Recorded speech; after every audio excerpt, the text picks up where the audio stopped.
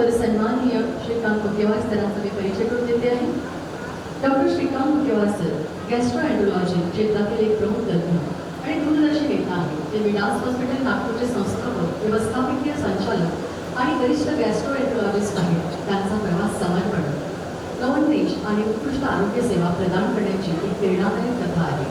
त्यांनी 1974 मध्ये government medical college Nagpur येथून MBBSची पदवी प्राप्त केली आणि त्यानंतर 1977 मध्ये त्यांनी MD आणि 1981 मध्ये त्यांनी PGI चंदीगड येथून गॅस्ट्रोएंट्रोलॉजिस्ट मध्ये DM ची पदवी मिळवली.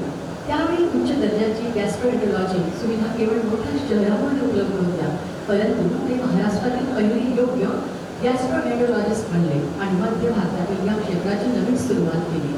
1982 मध्ये त्यांनी त्यांचे पहिलं क्लिनिक सुरू केले, ज्यामध्ये फक्त 3 बेड होते. पुढे 2002 मध्ये त्याला विलास हॉस्पिटल म्हणून विस्तारित केले गेले आणि मोठ्या स्वप्नांसह 170 बेड्स असलेल्या विलास मल्टी स्पेशालिटी हॉस्पिटलची स्थापना केली गेली. आतापर्यंत त्यांनी 10 लाखांवर रुग्णांचे उपचार केले आहेत आणि 1 लाखाहून अधिक एंडोस्कोपिक प्रक्रिया पूर्ण केल्या आहेत. त्यांनी मध्य भारतामध्ये पहिल्यांदाच अनेक आधुनिक तंत्रज्ञान तसेच कॅप्सूल एंडोस्कोपी, ERCP, कोलोनोस्कोपी, मॅनोमेट्री आणि एंडोस्कोपिक अल्ट्रासोनोग्राफी सुरू केली. डॉक्टर मुकेवार सर यांच्या योगदानामुळे विलास हॉस्पिटलपर्यंत मर्यादित नाही, तर विलास मेडिकल फाउंडेशनच्या माध्यमातून त्यांनी महाराष्ट्र आणि मध्य प्रदेशातील ग्रामीण आणि गरीब भागांमध्ये अनेक मोफत आरोग्य शिबिरे चालवली. प्रत्येक वर्षी या शिबिरांमध्ये 2000हून अधिक रुग्णांना मोफत दंतसेवा मिळते. गेल्या दशकामध्ये डॉक्टर मुकेवार सरांनी 100हून अधिक राष्ट्रीय आणि क्षेत्रीय परिषदेमध्ये व्याख्यानं दिली आहेत. त्यांच्या संशोधन कार्याचे आंतरराष्ट्रीय पत्रकांमध्ये प्रकाशन झाले आहे आणि विलास हॉस्पिटलमध्ये आतापर्यंत गॅस्ट्रोएंट्रोलॉजीच्या क्षेत्रामध्ये 19 क्लिनिकल ट्रायल्समध्ये भाग घेतला. त्यांच्या उत्कृष्ट कार्यासाठी त्यांना अनेक पुरस्कारांनी सन्मानित करण्यात आला आहे, ज्यामध्ये 2018 मध्ये the economic times award for inspiring gastroenterologist of India आणि 2020 मध्ये लोकमत मीडिया ग्रुपचा प्रोफेशनल एक्सलन्स अवॉर्ड आणि 2023 मध्ये लाईफ टाईम अचिव्हमेंट अवॉर्ड यांचा समावेश आहे. त्यांच्या संपूर्ण करिअरमध्ये डॉक्टर मुकेवार सरांनी नेहमीच आरोग्य सेवांसाठी, ज्ञान सामान्य करण्यासाठी आणि समाजाची सेवा करण्याचा आपला उद्देश मांडला आहे. त्यांच्या या प्रवासामुळे हे सिद्ध झाले आहे की जर कोणाच्या हृदयामध्ये समर्पण, दूरदृष्टी आणि रुग्णांच्या काळजीची खरी बांधिलकी असेल तर तो मोठा बदल घडवू शकतो. आणि त्यानंतर सन्माननीय डॉक्टर मुकेवार सरांना मी विनंती करते की त्यांनी मार्गदर्शन करावं. धन्यवाद की त्यांनी या महत्त्वाच्या कार्यक्रमाकरता आम्हाला सगळ्यांना बोलवलं आणि मी गोविंदराव काळे यांना श्रद्धांजली अर्पण करून तुमचं खरंच मला कौतुक करावं असं वाटतं की तुम्ही हा प्रोग्राम ठेवला आहे याच्याकरता की इट इज लाईक प्रिव्हेंटिव्ह, म्हणजे लोकांना माहीत झालं पाहिजे की तुमचं लिव्हर किंवा तुमचं हार्ट हे कसं खराब होतो आणि त्याला कसं आपल्याला प्रिव्हेंट करायला पाहिजे. आजकालचा जो जमाना आहे मी जास्त बोलणार नाही कारण की सगळं कव्हर झालं आहे. मला अशी इच्छा आहे की प्रश्न उत्तरात त्याला जास्त इम्पॉर्टन्स होईल, पण मी जस्ट 5 मिनिटात सेलियंट पॉईंट सांगतो की आजकाल हे it is a preventive health. काही व्हायच्या आधी काय प्रिकॉशन्स घेऊन काय करायला पाहिजे. आणि सगळ्यात कॉमन आजार म्हणजे लठ्ठपणा, ओबेसिटी, डायबिटीज, हायपरटेन्शन. स्टॅटिस्टिक्स असं सांगतं की इंडियामध्ये 30 ते 40% लोक ओव्हरवेट अँड ओबीज आहेत. 100 पैकी 30 ते 40, 20% लोक यांना BP आहे आणि 10% लोकांना डायबिटीस आहे. आणि हे 3 टुगेदर विथ इन्क्रीज लिपिड्स, चरबी जास्त असणं, याला आम्ही मेटाबॉलिक सिंड्रोम म्हणतो. तुम्हाला मेटाबॉलिक सिंड्रोम असलं तुमचं हार्ट अटॅक जास्त होतो, तुम्हाला लकवा होऊ शकतो आणि तुम्हाला लिव्हर खराब होऊ शकतो. सगळ्या जगात सगळ्यात कॉमन कारण लिव्हर खराब होण्याचं is obesity, fatty liver, diabetes, BP. सगळ्या जगात कॉमन कारण. आणि त्याला ओबेसिटी करता एन्व्हायरमेंटल फॅक्टर्स ही इक्वली कारणीभूत आहे. मी म्हणेन की they are more than genetic factors. त्याच्यामुळे माझ्या मते ह्या सगळ्याला आपल्याला लहानपणापासून आपण जे फोर्स फिडिंग करतो की तुम्ही खा बा, लठ्ठ होईल, चांगलं दिसलं पाहिजे, पण दॅट इज रॉंग. माझ्या मते आपण जेव्हापर्यंत भूक नाही लागत तोपर्यंत खायलाच नाही पाहिजे. कमी खा. आणि डॉक्टर शैलेंद्रनी सगळं सांगितलं आहे कोणतं तेल घ्यायचं. सिंपल एक लक्षात ठेवा की जे तेल पातळ राहतं ऑल द सीझन मध्ये, दॅट इज दी बेस्ट तेल, जे फ्रीज नाही होत. Liver disease is the third most common in the most productive period of the life. 40 मध्ये सगळ्यात तिसरं कॉमन कारण की ज्याच्यामुळे लिव्हरच्या आजारामुळे लाईफला रिस्क राहते. मुख्य म्हणजे हे फॅटी लिव्हर किंवा ह्याचं सिम्पटम्स काही नाही राहत. तुम्हाला स्वतःला चेक करावं लागतं. पण तुम्ही का चेक करायचं? कोणी दारू घेत असेल तर त्यांनी खरंच चेक करायला पाहिजे. स्टार्टिंग असं होतं की तुम्हाला लिव्हरमध्ये फॅट होते, नंतर फायब्रोसिस होतं. आणि फायब्रोसिस हे रिव्हर्सिबल आहे, पण सिरोसिस रिव्हर्सिबल नाही. त्याच्यामुळे तुम्हाला हे फायब्रोसिस डायग्नोज केलं पाहिजे. आणि ते कसं डायग्नोज करणार? By fibroscan. तर तुम्हाला if you are obese, overweight, diabetic आहे, हायपरटेन्शन आहे, दारू जास्त घेत आहे, घरी लिव्हरची डिसीजची हिस्ट्री आहे, कोलेस्टेरॉल जास्त आहे, तुम्ही फायब्रोस्कॅन करा. ट्रीटमेंट वाईज डाएट आणि वेट कमी करा. बाकी मला असं वाटते खूप चर्चा झाली आहे, त्याच्यामुळे मी थोडंसं शॉर्टमध्ये ठेवतो.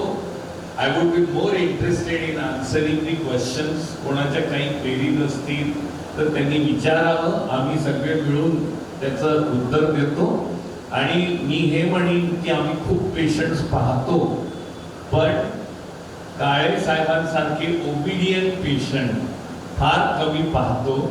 आणि जसं शैलेंद्रनी सांगितलं की ऋषिकेश आणि मी काकू म्हणण्यापेक्षा मावशी म्हणेन, बिकॉज मावशी जास्त नजदीक राहतात, तर त्या प्रत्येक वेळा त्यांना घेऊन यायच्या आणि जेवढं सांगितलं, जे इन्व्हेस्टिगेशन सांगितलं ते करायच्या. आणि प्रत्येक वेळा व्यवस्थित पेशंटच्या बाबतीत प्रश्न उत्तर चर्चा करत होत्या. आणि त्यांनी त्यांचं खूप लक्ष दिलं त्यांच्या हेल्थवर. अनफॉर्च्युनेटली त्यांचा जीव वाचू शकला नाही, त्याला आपण काही करू शकत नाही. एकदा काय ॲडव्हान्स लिव्हर डिसीज झालं, सिरोसिस झालं तर मग फार मुश्किल होतं. पण ट्रान्सप्लांट हा खूप चांगला ऑप्शन आहे. ट्रान्सप्लांटच्या करता आपल्याकडे खूप गैरसमज आहे जे डॉक्टर वैभवनी हे केले. पण माझ्या मते ट्रान्सप्लांटपर्यंत जाऊच द्यायला पाहिजे. आणि हे प्रिकॉशन्स घेतल्या तर तुमचं लिव्हर चांगलं ठेवायला पाहिजे. आणि no amount of alcohol is good. That's the message. Information. आजच्या कार्यक्रमाचे अध्यक्ष सन्माननीय न्यायाधीश के माने साहेब, सिनियर डिव्हिजन पांढरकवडा अध्यक्ष भाषण करतो. वैद्यकीय शास्त्रातील तज्ज्ञ मंडळी, राज्य सरकारी उपस्थित पांढरकवडा वासीय, त्याच्यामध्ये आमच्या वकील संघाचे अध्यक्ष, वकील मंडळी, वैद्यकीय क्षेत्रातील तज्ज्ञ मंडळी, या ठिकाणी आजचा जो उपक्रम आहे डॉक्टर गोविंदराव काळे यांच्या कुटुंबांनी जो आयोजित केलेला आहे तो अगदी स्तुत्य उपक्रम आहे की या ठिकाणी समाजाला काहीतरी द्यायचं आहे म्हणून वैद्यकीय क्षेत्रामधील तज्ज्ञ मंडळींना इथं बोलवणं आणि त्यांच्यामार्फत मार्गदर्शन करणं ही खूप चांगली स्तुती करणारी गोष्ट आहे.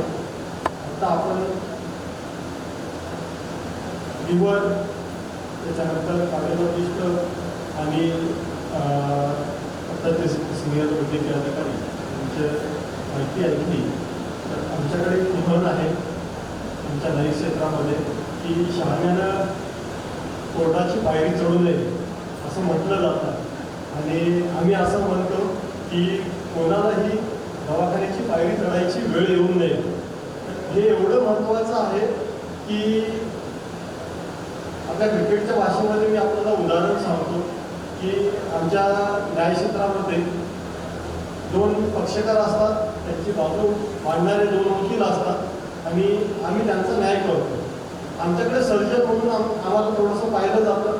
आमच्याकडे एक न्याय झाल्यानंतर मग तो अगदी जिल्हा न्यायालय आहे, हायकोर्ट आहे आणि सर्वोच्च न्यायालय आहे, इथंपर्यंत ही पायरी चढली जाते. परंतु ज्यावेळेस आपण दवाखान्याची पायरी चढलं जातो त्यावेळेला तिथं एकच सर्जन असतात आणि त्याच्यानंतरचा वरचा सर्जन फक्त एकच आहे. त्याच्यामुळं आपलं शरीर किती, आपलं आरोग्य किती महत्त्वाचं आहे याच्यावरती आपण भर देणं गरजेचं आहे. आपला दिनक्रम ज्यावेळेस सुरू होतो त्यावेळेला आपण आपल्या शरीराकडे किती लक्ष देतो, आपलं व्यायाम आहे का, आपण आपला दिवस कशामध्ये वाया घालवतो, आपल्या दैनंदिन जीवनामध्ये स्ट्रेस किती आहे. डॉक्टर साहेबांनी त्याच्यामध्ये एक स्लाईड दाखवली. त्याच्यामध्ये खूप महत्त्वाची स्लाईड म्हणजे आपण सकाळी उठल्यानंतर एक स्लाईड पाहणं गरजेचं आहे की स्लाईड जरा थोडीशी परत ओपन केली तर स्मोकिंग संदर्भात होती. पापाशी रिलेटेड जी स्लाईड होती ती स्लाईड, त्याच्यामध्ये वर्डिंग फक्त एका प्रती आपल्याला फक्त हायलाईट करून सांगतो का आहे त्याच्यासाठी जोडतो, त्याच्याशी आपलं कुटुंब किती महत्त्वाचं आहे. आपण कुठेही गेला आणि आपणाला जर हार्ट अटॅक आला तर त्यावेळेला आपल्या कुटुंबाची पाठीमागं वातावरण काय होती. वैद्यकीय खर्च तर आहेच, त्याच्यामधून आपण बचावलो तर त्यावेळेला आपल्याला जाणीव होईल की आपण आपल्या कुटुंबासाठी किती महत्त्वाचं आहे. परंतु ज्यावेळेस आपण बचावलं नाही तर आपल्या पाठीमागं असणाऱ्या कुटुंबाचं काय हाल होतं. त्याच्यासाठी मला फक्त एक आपल्याला तेवढी स्लाईड होतं, sorry papa I need you, की हे जे शब्द आहेत म्हणजे या शब्दाच्या बाबतीमध्ये की ज्यावेळेस आपण हे आपल्यासाठी लागू आहे असं ज्यावेळेस पाहू त्याच वेळेला आपल्याला आपली स्वतःची पण किंमत कळेल आणि आपल्यावरती अवलंबून असणारं जे कुटुंब आहे ते किती महत्त्वाचं आहे. कारण आपण आपल्या दैनंदिन जीवनामध्ये आपली धावपळ चालूच राहते, त्याच्या आपल्या पूर्ण आरोग्याकडे आपण दुर्लक्ष करतो. पैसा हा तर कमवायचाच आहे. कोरोनाच्या काळामध्ये आपण प्रत्येकानं पाहिलं असेल, कितीही पैसा असेल तर त्या कोरोनाच्या याच्यामध्ये वेळेमध्ये जर तुम्हाला उपचार मिळाले तरच त्याच्यातून लोकं बचावली गेली. परंतु जर वेळेमध्ये उपचार नाही झाले मग तिथं तुम्हाला ऑक्सिजन सुद्धा विकत घ्यावा लागला आणि ऑक्सिजनची किंमत तुम्हाला पैशाच्या स्वरूपात मोजून सुद्धा काही लोकं बचावली गेली नाही. त्याच्यामुळे आपलं आरोग्य खूप महत्त्वाचं आहे. आपण कुटुंबातून प्रत्येक पुरुष असता आपल्या कार्याकडे आरोग्याकडे जर आपण लक्ष नाही दिलं तर आपल्या पूर्ण कुटुंबाची वातावरण होते. दुसरं डॉक्टर साहेबांनी सांगितलं की नो हजबंड इज परफेक्ट. इथं शिक्कामोर्तब झालं की every woman and every wife is a perfect.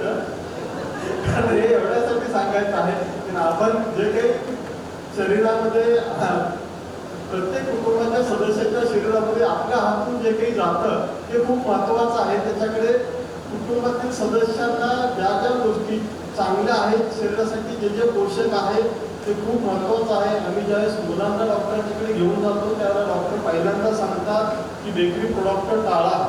Bakery प्रोडक्टमध्ये जो मैदा असतो तो किती हानिकारक आहे. त्याच्यानंतर जे ऑइल आहे, ऑइल कोणत्या प्रकारचं आपण वापरतो. आता पुन्हा आपण ज्या जुन्या चालीरीती होत्या त्याच्याप्रमाणे आपण निघालो. जे घाण्याचं तेल जे म्हणतो, जे की आता आपल्याला दुर्लभ झालं मिळणं, ते त्याच्याकडेच आता नवीन याच्यामध्ये आपल्याला वळावं लागतं आहे. ज्यावेळेस आपण जेवढी आमचा जो ट्रान्सपोर्टचा जो हे आहे भाग आहे तो आम्ही पूर्ण महाराष्ट्रामध्ये फिरतो. त्या महाराष्ट्रामध्ये फिरत असताना प्रत्येक एरियानुसार या हार्ट प्रमाण वेगळं आहे असं म्हटलं तरी झाले. मी पश्चिम महाराष्ट्रातला आहे पण पश्चिम महाराष्ट्रामध्ये हार्ट प्रमाण सर्वात जास्त आहे. डॉक्टर वैभव पाटील साहेब त्याच्याबद्दल निश्चितच आपल्याला प्रश्नोत्तराच्या याच्यामध्ये सांगतील की पश्चिम महाराष्ट्रामध्ये सदन जरी म्हटलं जातं तरी लठ्ठपणाचा जो प्रकार आहे तो जास्त आहे. डायबिटीजचे पेशंट जास्त आहेत. तेच तुम्ही मराठवाडा रिजनमध्ये गेला, विदर्भ रिजनमध्ये गेला तरी लठ्ठपणाचे पेशंट कमी दिसतात आणि कष्ट करणारे लोक जास्त आहेत. तिथं हार्टचं प्रमाण कमी आहे, निश्चितच कमी आहे. कोकण भागामध्ये गेला तर तुम्हाला ते हार्ट पेशंटचं प्रमाण खूपच कमी आपल्याला दिसेल. त्या सांगण्याच्या गोष्टी अशा आहेत की एरियाप्रमाणे जो काही खाद्य आहे त्या खाद्यावरती आपलं आरोग्य संपूर्ण अनुभव आहे. इथे एक महत्त्वाचा विषय निघाला जो ठरला.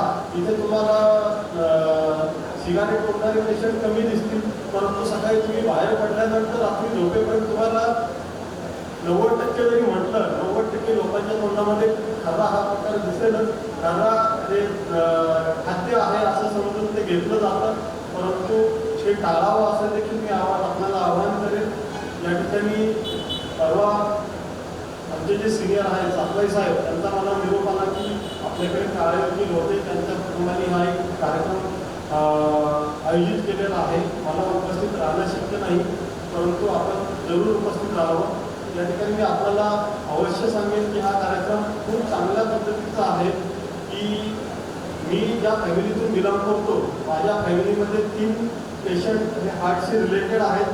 माझ्या वडिलांची अँजिओप्लास्टी झालेली आहे, माझ्या काकांची बायपास झालेली आहे, माझ्या काकी त्याच्यामध्ये हार्टचा पेशंट त्या गेल्या. परंतु ह्या गोष्टी अगदी मी बॉम्बे हॉस्पिटलपासून पाहिलेल्या आहेत. मी बॉम्बे हॉस्पिटलमध्ये 1 महिना माझ्या काकांच्या सोबत होतो. हार्टच्या पेशंटचे काय हाल असतात, हार्ट सर्जरीसाठी किती जे त्रासदायक आहे तो पेशंट किती सहन करतो, तिच्या फॅमिलीला किती सफर व्हावं लागतं. मी सर्वांना विनंती करेन की कोणतंही व्यसन करू नका, आपल्या कुटुंबाची काळजी घ्या. मी या ठिकाणी थांबतो. धन्यवाद.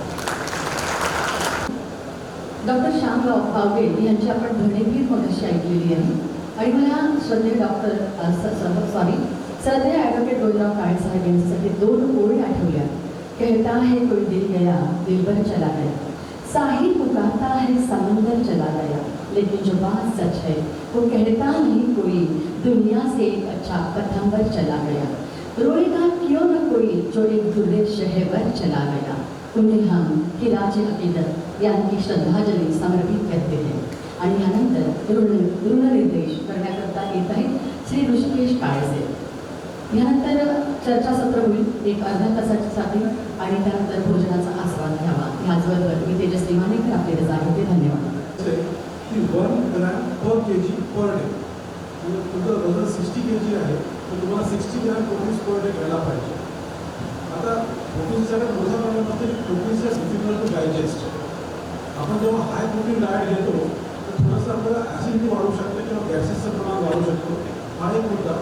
आणि सेकंडली काही लोकांना प्रोटीन्समुळे किडनी स्टोनची पण प्रॉब्लेम होण्याची शक्यता राहू शकते. तर ह्या 2 गोष्टी आपण लक्षात घेतल्या तर आपण सिंपल प्रोटीन्सवर जास्त भर दिला पाहिजे, ज्याला आपण स्प्राउट्स असं म्हणतो. मोड आलेलं धान्य असं त्याला म्हणतो. मूग असेल, राजमा असेल, त्याचं प्रमाण आपल्याला जास्त वाढवायचं आहे. गाडीमध्ये पूर्वीची डाळ आपल्याला कमी खायची आणि उडद डाळ जास्त खायची. ती जास्त पचायला हलकी असते असं म्हणतो आपण. आणि मी म्हटल्याप्रमाणे पण ते जेव्हा तुम्ही जिममध्ये जाता तुम्हाला प्रोटीन शेक किंवा ते प्रोटीन पावडर तुम्हाला देतात मसल बिल्ड करण्यासाठी. पण यामध्ये ठीक आहे, ओल्डेजमध्ये रिकमेंडेड नाही आहे प्रोटीन पावडर. थँक्यू. मिळणं हे चांगलं समजलं जातं. सोया मिल्क, अंडर आणि जसं sprouted grains are suppose to be better. Pulses sprouts is great.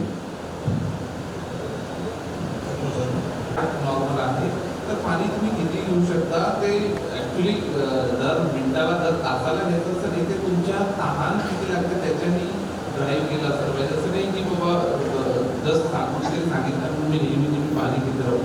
तहान लागली तेव्हाच घ्यायला पाहिजे. जर एखाद्याला लिव्हरची बिमारी आहे त्याच्यामुळे त्यांच्या पायावरती सुजन आहे, पोटामध्ये पाणी झालेलं आहे, तर अशा वेळी एखाद्या वेळेस आम्ही रिस्ट्रिक्शन सांगतो करायचं नाही.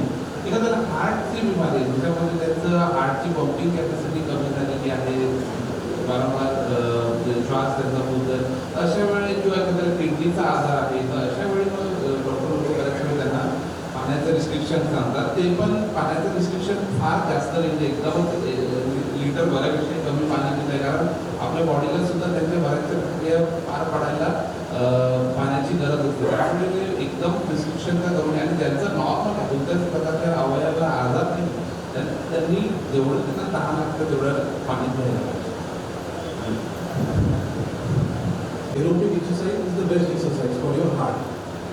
वॉकिंग नसेल तर ॲटलिस्ट मग सायकलिंग करा किंवा स्विमिंग. स्विमिंग मला वाटतं थोडं डिफिकल्ट नाही, तर वॉकिंग किंवा सायकलिंग ॲट हायर स्पीड्स, म्हणजे नॉर्मल स्पीडवर नाही, थोडं फास्ट तुम्हाला चालावं लागेल. आता अशक्तपर्यंत बरेचसे काम राहू शकतात. घरात हिमोग्लोबिन कमी झाल्यामुळे होऊ शकतो किंवा किडनीवर ताण पडल्यामुळे होऊ शकतं. तर तुमचे जे काही डॉक्टर असतील त्यांच्याशी कन्सल्ट करा आणि त्या सगळ्या टेस्ट करून घ्या. तुला चांगला प्रश्न होऊ शकला की एखादी व्यक्ती ज्यांना एकूण दान करायचं आहे त्यांच्या सेफ्टी पॉईंट ऑफ व्ह्यू किती कन्सर्न्स आहे. तर कारण ही मेजर सर्जरी आहे, तुम्ही कोणाच्या तरी यकृताचा पोर्शन घेत आहे, त्यामध्ये ज्या शल्यचिकित्सेच्या बाबतीत ज्या रिस्क फॅक्टर असतात ते लेस दॅन 1% रिस्क असतेच, ते कुठल्याही सर्जरीच्या बाबतीत एव्हाना असणारच. पण प्रत्यारोपणानंतर त्यांचं लाईफ, स्पेशली सेक्शुअल फंक्शन, मुलं जन्म देण्याची क्षमता, त्यांचं मसल डेव्हलपमेंट यामध्ये कुठलाही बदल होत नाही आणि ते जसे आहेत ते तसेच राहतात. त्यांना पूर्णपणे नॉर्मल लेवल त्यांच्या आवश्यकतेनुसार डेव्हलप होण्याचे 4 आठवड्यांची फक्त आवश्यकता असते आणि 4 आठवड्यानंतर ते त्यांच्या ऑफिसच्या कार्यासाठी रुजू होऊ शकतात. सो इसेन्शियली त्याच्यामुळे काही त्यांच्या जीवनाला फरक पडत नाही. धन्यवाद सर. त्यामुळे स्ट्रेसमध्ये जास्त भर नाही दिला, पण mental stress is very important. म्हणजे मेंटल स्ट्रेसमुळे आपले बरेचसे इफेक्ट येणार आहे, स्पेशली हार्ट. पण आपण जाणतो की सगळ्यांना माहिती आहे की इमोशन्स आणि हार्टचा खूप एकदम जवळचा संबंध आहे. त्यामुळे जेव्हा पण तुम्ही इमोशनल आहात, तुमची झोप नाही होत आहे, तुम्ही डिप्रेशनमध्ये आहात, तर अशा वेळेस तुम्हाला डेफिनेटली हार्टचं प्रॉब्लेम येण्याची शक्यता राहणार आहे. आता मेंटल स्ट्रेसने काय करायचं हे प्रत्येकाचं वेगवेगळं राहू शकतं. आम्ही त्यांना काय सांगतो की तुम्ही निगेटिव्ह गोष्टीकडे बघू नका, तुम्ही पॉझिटिव्ह गोष्टीकडे बघायचं. आणि याच्यामध्ये मला काळेसाहेबांची आठवण येते, ते शेवटपर्यंत पॉझिटिव्ह होते. म्हणजे in the time of liver transplant जेव्हा निर्णय झाला तोपर्यंत ते शेवटपर्यंत पॉझिटिव्ह होतात. ते कुठल्या गोष्टी नाही म्हणता नाही, त्यांचं दुर्दैव की अंतिमपर्यंत पोहोचू शकू नये. पण अशी जेव्हा पेशंट असतात तर ते प्रत्येक गोष्टीला तयार असतात आणि प्रत्येक गोष्टीला ॲक्सेप्ट करून ते म्हणजे पॉझिटिव्ह माइंडने पुढे जातात. त्या पेशंटला लवकर आम्हाला रिस्पॉन्स मिळायला सुरुवात होते. आता स्ट्रेससाठी तुम्ही exercise is the best anti depression. जगामध्ये सगळ्यात बेस्ट कुठला अँटी डिप्रेशन आहे तर एक्सरसाइज आहे. मग तुम्ही योगा करा, प्राणायाम करा, एरोबिक वॉकिंग करा, तुम्ही अर्धा ते 1 तास स्वतःला करा. आणि हे म्हटलं तुम्ही फिलॉसॉफिकल गोष्टीवर तुम्ही चर्चा करू शकता, त्याचे लेख वाचू शकता. तुमची जी काय आवड आहे तर तुम्हाला म्युझिक आवड, म्युझिक करायचं, म्युझिक ऐका, तर you try to keep your mind calm. स्वतःला तुम्ही डोकं शांत ठेवण्याचा प्रयत्न करा, तर सगळे आजार निघून येतात आपले सगळे. त्यामुळे स्ट्रेस मॅनेजमेंट व्हेरी इम्पॉर्टंट आहे. Supposed to be the best, followed by exercise. त्याच्यात स्टोन्स असले, सगळ्यात महत्त्वाची गोष्ट ही राहते की त्या स्टोन्समुळे तुम्हाला त्रास होतो. माझा असा ॲडवाईस आहे की इव्हन एकदा देखील गॉलस्टोनमुळे त्रास झाला तर आम्ही त्याचं ऑपरेशन सांगतो. त्याच्याकरता साईज डझंट मॅटर. पण छोटे स्टोन्स इनफॅक्ट जास्त डेंजरस राहतात, कारण की ते सिस्टिक डक्टमध्ये ब्लॉक करून, गॉलब्लॅडरची डक्ट राहते त्याच्यात ब्लॉक करून त्याच्यात पल्स होऊ शकतो. खाली बाईल डक्टमध्ये ब्लॉक झाला तर कावीळ होऊ शकतो. त्याच्या खाली एम्प्युलामध्ये ब्लॉक झालं तर पॅनक्रियाचा अटॅक येतो. ज्या गॉलब्लॅडर स्टोन्समुळे काही त्रास नाही, ज्याला आम्ही एसिम्प्टमॅटिक स्टोन म्हणतो, आम्हीच त्यांना सांगतो की तुम्ही ऑपरेशन करू नका. अनलेस तुमचा असिम्प्टमॅटिक स्टोन 2 सेंटीमीटरचा मोठा आहे तर कॅन्सर राहायचे चान्सेस जास्त राहतात. म्हणून गॉलब्लॅडर स्टोन 2 सेंटीमीटरच्या वरती सिम्पटम्स नाही तरी ऑपरेशन करा. पण जो कोणता सिम्पटमॅटिक स्टोन आहे ज्याच्यामुळे जोराचं दुखणं झालं आहे, डॉक्टरकडे जावं लागलं, इंजेक्शन घ्यावं लागलं, कारण की एकदा काय स्टोननी त्रास झाला, वारंवार त्रास होऊ शकतो, कॉम्प्लिकेशन्स होऊ शकतात.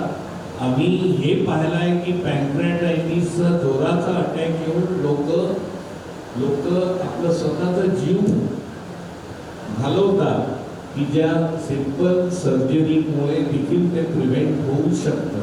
त्याच्यामुळे गॉल ब्लॅडर स्टोन असिम्पटमॅटिक, काही त्रास नाही, काही नका करू.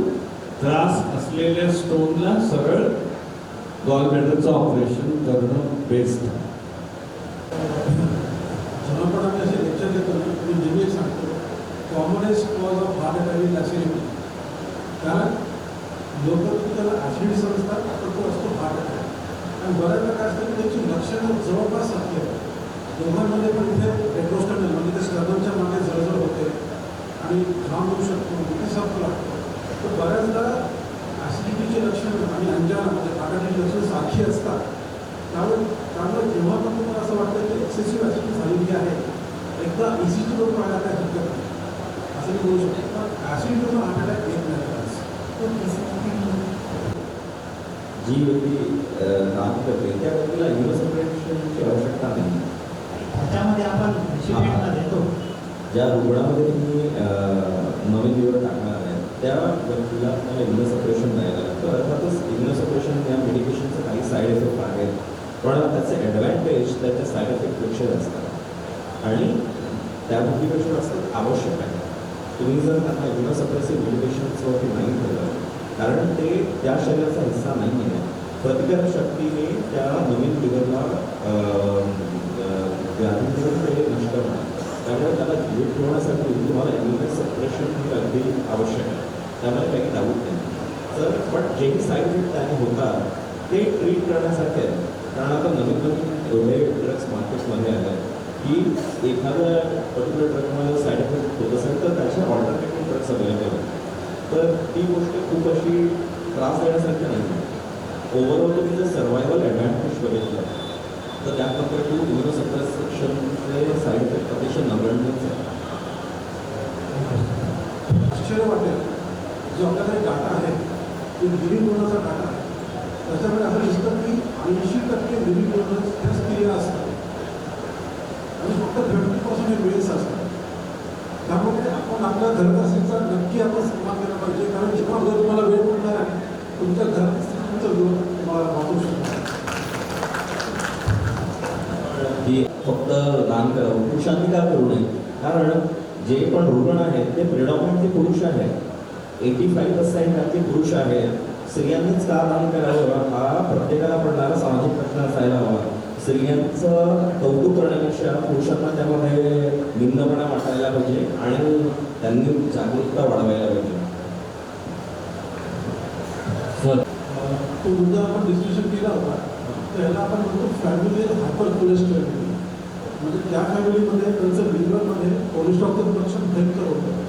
त्यांचं एल कोलेस्ट्रॉल 100च्या नाही पाहिजे, त्यांचं 250-300 राहतं आणि त्यामुळे त्यांना कमी वयामध्ये अटॅक येतात.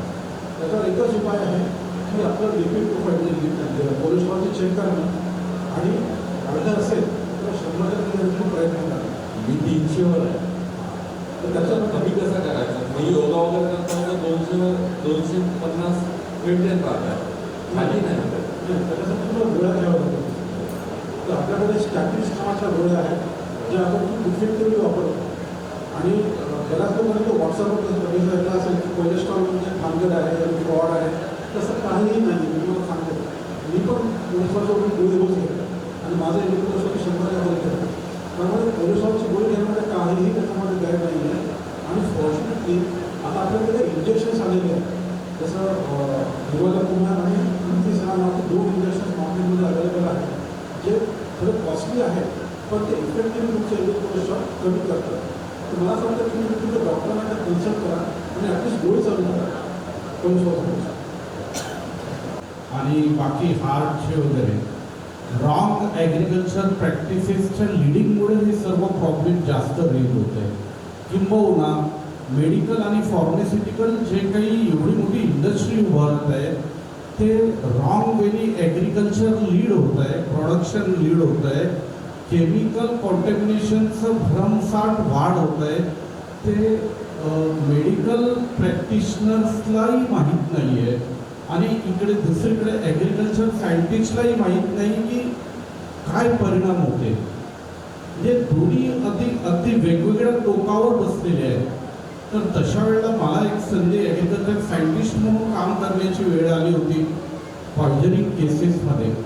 ते इन्फॉर्मल होतं, ते काही बाहेर निघालं नाही. पण leading practitioner doctor Durgesh Mahajan आणि आमचे काही टीम जेव्हा आम्ही पॉयझनिंग केसेसवर काम केलं आहे त्यावेळेला भयानक असे प्रकार लक्षात आलेले आहेत. आता काल परवा जे मी ऐकलेलं आहे, काही पेस्टिसाईड काही व्हेजिटेबल्सवर आपण 30 फवारण्या करतो जे कदाचित आवश्यक नसेलही आणि त्यामुळे हार्ट आणि लिव्हरवर मोठ्या प्रमाणावर परिणाम होत आहे. आपण ठीक आहे लाईफस्टाईल आहे, बाकी काय कोणते तेल खायला पाहिजे वगैरे वगैरे आहेत, परंतु पॉयझन कॉन्टॅमिनेटेड फूड हे अतिशय सर्वात महत्त्वाचं रोल आहे. त्याच्यावर कृपया थोडासा आपण प्रकाश टाकावा. आज तुम्ही प्रश्न विचारला. आजच मी दुपारी सगळी डिस्कस केलं जैविक शेती पद्धती आणि त्यातनं येणारे प्रॉडक्ट्स. सध्याचं मार्केट जर ऑर्गॅनिक फार्मिंग म्हणतात किंवा त्यातनं होणारे प्रॉडक्ट्स त्यांची कॉस्ट जर तुम्ही बघितली तर ती सिंथेटिक शेतीतनं निघालेल्या प्रॉडक्टपेक्षा नेहमी जास्त असते आणि हे रिसेंटली डेव्हलप झालेलं आहे. अर्थातच जैविक पद्धतीची सर्वात बेस्ट आहे in terms of health benefits, त्यामध्ये काही डाऊट नाही. पण पॉप्युलेशनच्या डिमांड आणि त्यांना काय होणारं अन्न यांना जर तुम्ही बघितलं तर हंगर रेट्स आणि हे सगळं कन्सिडर करून जैविक पद्धतीने किती प्रमाणामध्ये शेती करून तुम्ही लार्जर पॉप्युलेशनची हंगर भागवू शकता हे अजूनही आपल्यासाठी चॅलेंज आहे. कारण त्या प्रासंगिकता लक्षात घेतली जातात, दोघांचा समन्वय असायला पाहिजे. मी सिंथेटिक फार्मिंगसाठीच रेकमेंड नाही करत आहे, पण ही काळाची सध्या थोडी बहुत गरज आहे. कारण तुम्ही सगळ्यांची तोंडं सगळ्यांची भूक अजूनही पूर्णपणे भागू शकत नाही आहात. जैविक फार्मिंग करून होणारं उत्पन्न हे डेफिनेटली सिंथेटिक फार्मिंगच्या कम्पॅरेटिव्ह तोडगा आहे, त्याच्यामध्ये काही डाऊट नाही. पण yes, long term side effects त्याचा होणारे हेल्थवरचे परिणाम लक्षात घेणं जैविक फार्मिंगला प्राधान्य द्यायलाच, त्यामध्ये काही डाऊट नाही. खूप इम्पॉर्टन्स आलेला आहे. अमेरिकेत वेगळे काउंटर्स आहे ऑर्गॅनिक फार्मिंग करता. त्याचं कॉस्टिंग ऑल्सो की 10-20% जास्त आहे बाकी फार्मिंगचे प्रॉडक्ट्सपेक्षा. आणि मी म्हणेन की सगळ्यात महत्त्वाचं म्हणजे जे केमिकल्स आहे त्याचं खूप असं डिटेल स्टडी नाही आहे. पण नायट्रोसमिन्स म्हणून एक कार्सिनोजन्स राहतात. त्या नायट्रोसमिन्स हे they are very important for पोटाच्या कॅन्सर करता. Aflatoxin is very important for लिव्हरच्या कॅन्सर करता. आणि हे सगळं फूड कंटॅमिनेशननी येतं. आपण हे म्हणतो अजिनोमोटो म्हणतो. Ajinomoto is also one of the pre carcinogen. So basically eating a fresh fruit every day is an antioxidant. antioxidantला खूप इम्पॉर्टन्स आहे. ते इन्फ्लमेशन रिड्यूस करतो, कॅन्सर प्रिव्हेंट करतो. त्याच्यामुळे त्याच्याकडे लक्ष द्यायला पाहिजे.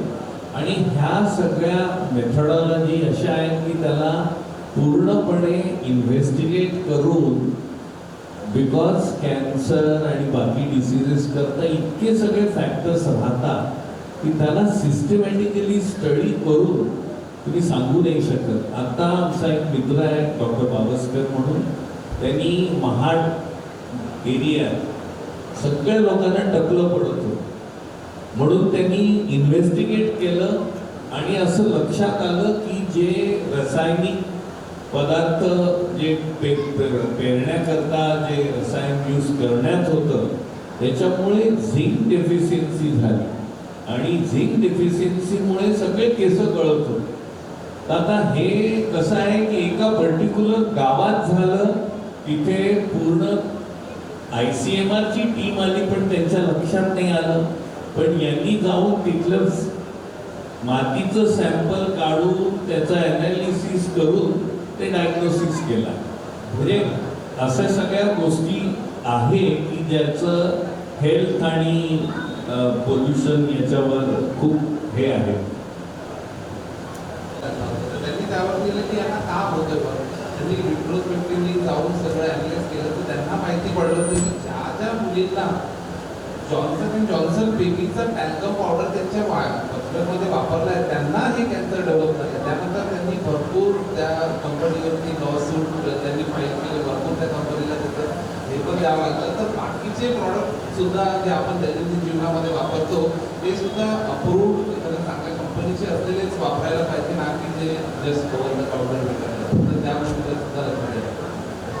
You can store it, but as far as stem cell विषयीचा प्रश्न आहे, ज्यामध्ये स्टेम सेल प्रत्यारोपणाऐवजी आपण स्टेम सेल्सचा वापर करून नवीन लिव्हर ग्रो करू शकतो का, हा जो प्रश्न आहे. सध्या जेही एक्सपेरिमेंट्स आहेत त्यामध्ये जेवढं हवं तसं यश त्यामध्ये नाही, ज्यामध्ये आपण स्टेम सेल्सचा वापर करून पूर्ण फंक्शनल लिव्हर ग्रो करू शकतो. त्यामुळे सध्याच्या स्थितीनुसार अजूनही ते एक्सपेरिमेंटल स्टेटसमध्येच आहे. त्याला प्रॅक्टिकल ॲप्लिकेशन अद्याप आलेलं नाही. पण तो तुम्हाला त्याची पूर्ण शक्यता आहे की पुढच्या 10 वर्षामध्ये आपण आज जो टॉपिक डिस्कस करतो हा इरिलेव्हंट असेल. कारण बाय द टाईम आपल्याकडे अजून थोडं नॉलेज असेल आणि मे बी थेरपी फ्युचरमध्ये हेल्पफुल होऊन आपण त्या पुढच्या स्टेपमध्ये नक्की we don't know that. But at present it is not, it still experiment. आपल्याकडे कसं आहे की डॉक्टर सोडून बाकी लोक स्वतःला डॉक्टर समजतात आणि हे घेऊन घ्या, हे पावडर पुडी घेऊन घ्या. तर त्याच्यामुळे आमच्याकडे येणारे मी म्हणेल की लिव्हरच्या आजाराचे 20 ते 30% लोक असे येतात की त्यांना कोविडच्या पिरियडमध्ये आम्ही विचार करत होतो एवढे कावीळचे लोक का येतात. कारण की गिलायचा गुळवेल म्हणतो ना आपण, गुळवेलचा ज्यूस घेऊन लोक इम्युनिटी वाढवायला गुळवेलचा ज्यूस घ्यायचे आणि गुळवेलचा ज्यूस घेतल्यामुळे कावीळ झाला. तर आपण हे प्रूव्ह करणे खूप कठीण आहे की हा त्याच्यामुळे झाला का म्हणून. एक पेशंटला पहिल्या कोविडच्या आधी झाला, दुसऱ्या अटॅकच्या तेव्हाही झाला. आम्ही डिटेल त्याची हिस्ट्री घेतली तेव्हा आम्हाला कळलं की ते गुळवेलच्या पाण्याचा बॉईल करून ते सतत 15 दिवस बॉडीचं रेझिस्टन्स वाढवण्यासाठी हा ज्यूस घेण्यात येत होता आणि त्याच्यामुळे 2दा कावीळ झाला. तसंच हेवी मेटल्स, माझा एक कझिन भाऊ आहे, त्यांनी म्हणजे 15-20 वर्षापूर्वीची गोष्ट आहे, त्यांनी गॅसेसच्या प्रॉब्लेम करता धोवटी योग म्हणून पावडर राहते ती त्यांनी घेतली आणि त्याच्या मुलीनी जी त्यावेळेला 15-16 वर्षाची असेल तिने थोडीशी घेतली आणि त्याला विदिन 48 तासात पूर्ण बॉडी काळी पडली. बेडवरनं 2 वर्ष तो जागू नाही शकला, उठू नाही शकला. मग आम्ही त्यावेळेला सिम्समध्ये त्याला घेऊन गेलो. त्यांनी सांगितलं ही पेरिफेरल न्यूरोपॅथी, जॉन्डिस आणि स्किन पिगमेंटेशन झालं त्याला. मग त्याचं आम्ही ॲनालिसिस करायला पुण्याला पाठवलं. त्याच्यात आर्सेनिक निघालं. थोडक्यात सांगायचं म्हणजे हे हेवी मेटल्स, एक साऊथमध्ये मुलगी होती, ती 10 वर्षाची असेल, तिला त्यांनी सांगितलं की अरे येतो अल्कोहोलिक लिव्हर डिसीज आहे.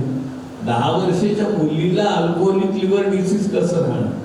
तर ते medicines were stimulating the bacteria which are called as E. coli, which are responsible for causing fermentation and alcohol, liberation of acetaldehyde, aldehyde, आणि त्याच्यामुळे ते अल्कोहोलिक लिव्हर डॅमेज सारखं पिक्चर होतं.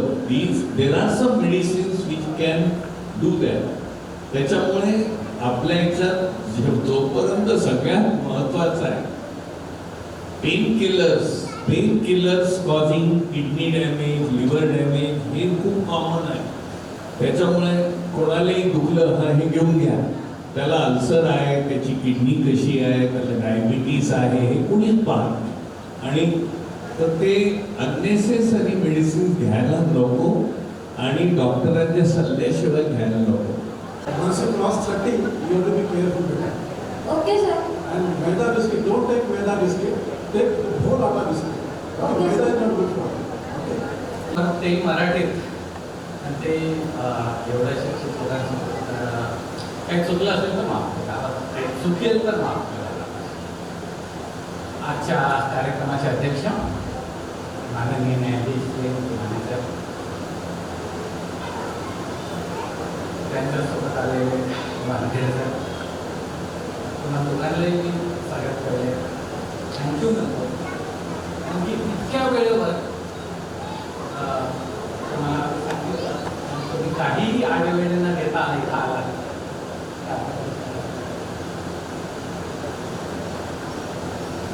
महाराष्ट्रातच नाही तर भारतात ज्यांची ख्याती आहे, ज्यांनी 2019 मध्ये आमच्या वडिलांना एक जीवन दान दिलं, नवीन जीवन दिलं, त्याच्यानंतर आमचे बाबा अजून 5 वर्ष झाले, असे श्री मुक्तेवर सर यांनी एकदाही आम्हाला आडेविडे न घेता हो या कार्यक्रमाला आवर्जून येतो असं सांगितलं. आज त्यांचं घरचं फॅमिली फंक्शन होतं, त्यांचा मुलगा आला होता, 2च दिवसासाठी आला होता.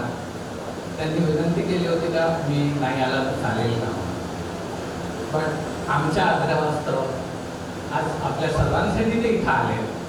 मी त्यांचे खरंच मनापासून रात्री 2 वाजता जे फोन उचलतात, ज्यांनी पांढरकवड्यातल्या अनेकांचे प्राण वाचवले, जे आमच्या मित्र, आमच्या बाबाचे मित्रही आहेत आणि आमच्या घरच्या सर्वांचेच फॅमिली फ्रेंड झालेले आहेत आमच्या जन्माचे, असे श्री गंगेवार सर यांचेही मी आभार. पुरातन काळी संत लोक हजारो किलोमीटर जाऊन ज्ञान द्यायचे लोकांना, एक सोसायटी घडवायचं काम करायचं. मला वाटतं आजच्या काळात डॉक्टर वैभव पाटील सरांनी इथं 1000 किलोमीटर घेऊन लिव्हर ट्रान्सप्लांटबद्दल जे लोकांमध्ये गैरसमज आहे ते दूर करण्याचा प्रयत्न करून एक सोसायटी घडवण्याचं काम केलं आहे. त्यांना मी मनापासून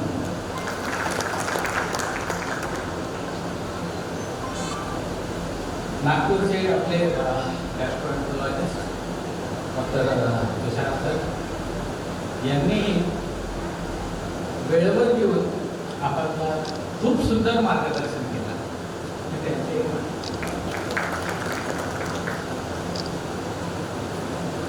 घेऊन आणले.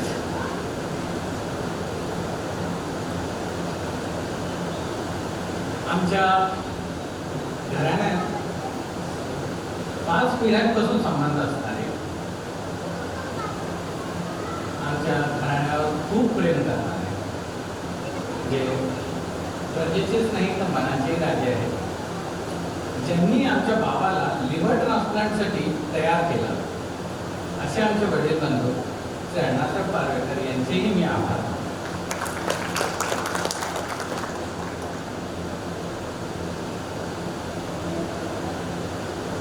पांढरकवडा डॉक्टर्स असोसिएशनचे डॉक्टर वेदपाठक सर, माई सर, आमचे मित्र मयूर कडू आणि बाकीचेही डॉक्टर्स ज्यांनी हा कार्यक्रम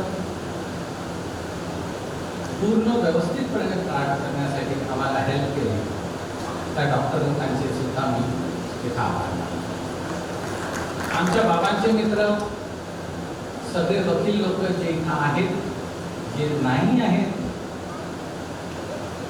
ज्यांनी हा कार्यक्रम करण्यासाठी व साखरे सरांना किंवा वानखेडे सरांना किंवा मागे सरांना इथं आणण्यासाठी हेल्प केली. आमच्या बाबाचे मित्र ॲडव्होकेट पाटील सर, आमचे पंकजदास शेटे, बारमांचे प्रेसिडेंट खैरदार साहेब व बाकी अनेक लोक आहेत ज्यांचे सगळ्यांचे नाव तर मी नाही घेऊ शकणार. त्या सर्व बार असोसिएशनवाल्यांचे मी आभार मानतो. इतकंही आडवेळं न घेता मानेकर मॅडमनी या कार्यक्रमाचे संचालन केले. त्यांनी खूप मेहनत घेतली. त्या मानेकर मॅडमचे सुद्धा मी आभार मानतो. आपण काहीही न म्हणता सर्व पेपर्समध्ये ही बातमी आली आहे, तर मी या सर्व पत्रकार बंधूंना, मित्रांना, काका लोकांना, सर्व पत्रकार लोकांचे मी आभार मानतो.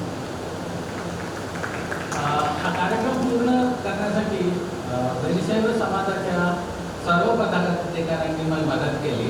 त्या सर्व पदाधिकाऱ्यांना सुद्धा मी आभार मानतो. कुल्लूदार आशीर्वाद यांनी हा कार्यक्रम पूर्ण करण्यास मदत केली आणि हा हॉल डिस्काउंटेड रेटमध्ये दिला, त्यांचे सुद्धा मी आभार मानतो. विशालदास सपाटे यांनी मी एकही पैशाचा प्रॉफिट ठेवणार नाही जेवणार असं सांगून पूर्ण मनापासून हा कार्यक्रम पूर्ण केला. त्या विशालदासचे सुद्धा मी आभार मानतो. राहुलला यांनी डेकोरेशनचं पूर्ण काम सांभाळलं आहे, त्यांचे सुद्धा मी आभार मानतो. दादा यांनी माईक सिस्टीमचं हेल्प केलं. संतोषराव फुलवाले आणि विरोध विजयवाद यांचे सुद्धा मी आभार मानतो. सर्व शेवटी जर आपण सर्व ऐकणारे इथं आले नसते तर हा कार्यक्रम एवढा ग्रँड सक्सेस झाला नसता. तर आपण सर्वजण इथं आला, हा कार्यक्रम सक्सेसफुल केला, याबद्दल मी आपल्या सर्वांचे आभार मानतो. या कार्यक्रम पूर्ण करण्यासाठी ज्या लोकांनी डायरेक्टली व इनडायरेक्टली मला मदत केली व चुकून ज्यांचे नावं राहिले असतील, या सर्वांचे मी मनापासून आभार मानतो. आपल्याला सर्वांना विनंती करतो की प्लीज जेवल्याशिवाय जाऊ नका. हीच आमच्या वडिलांसाठी खूप मोठी श्रद्धांजली राहील. प्लीज जेवून जा असं म्हणून मी हा कार्यक्रम संपला.